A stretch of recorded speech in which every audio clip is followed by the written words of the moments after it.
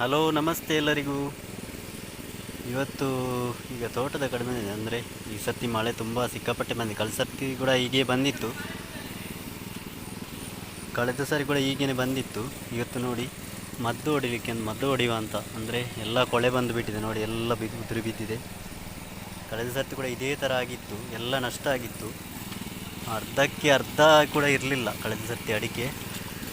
ಇದ್ದ ಅಡಿಕೆ ಕೂಡ ಎಲ್ಲ ಉದುರಿ ಹೋಗಿದೆ. ಈಗ ಸ್ವಲ್ಪ ಬಿಸಿಲು ಬಿದ್ದಿದೆ, ಹಾಗೆ ಮದ್ದು ಹೊಡೆಯುವ ಅಂತ ನೋಡಿ ಮದ್ದು ಹೊಡಿತಾ ಇದ್ದೇವೆ.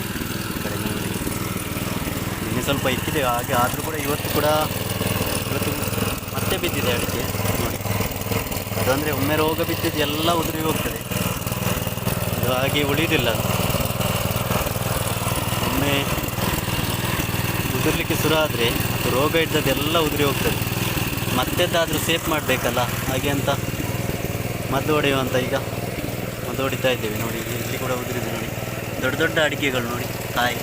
ಅದಕ್ಕೆ ಎಂಥ ರೇಟ್ ಕೂಡ ಇಲ್ಲ, 80ರಿಂದ 90 ರೂಪಾಯಿ ಇರೋದಷ್ಟೇ ನೋಡಿ. ಆ ಕಡೆ ಮದ್ದು ಹೊಡಿತಾ ಇದ್ದಾರೆ ನೋಡಿ,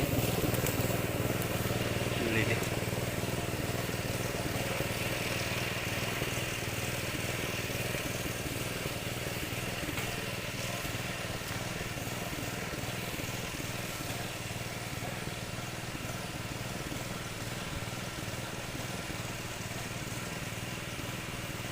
ಗಾಳಿ ಇದ್ದರೆ ಕೂಡ ಆಗುವುದಿಲ್ಲ ಮದ್ದು ಬಿಡಲಿಕ್ಕೆ, ಗಾಳಿಗೆ ಎಲ್ಲೆಲ್ಲಿ ಹೋಗ್ತದೆ. ಬೆಳಿಗ್ಗೆ ಸ್ವಲ್ಪ ಮಳೆ ಇತ್ತು, ಈಗ ಸ್ವಲ್ಪ ಬಿಟ್ಟಿದೆ, ಹಾಗೆ ಮದ್ದು ಹೊಡಿತಾ ಇದ್ದೇವೆ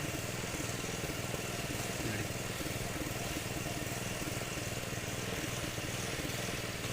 ಇಬ್ಬರು ಹೊಡಿತಿದ್ದಾರೆ ಆ ಕಡೆಯಿಂದ.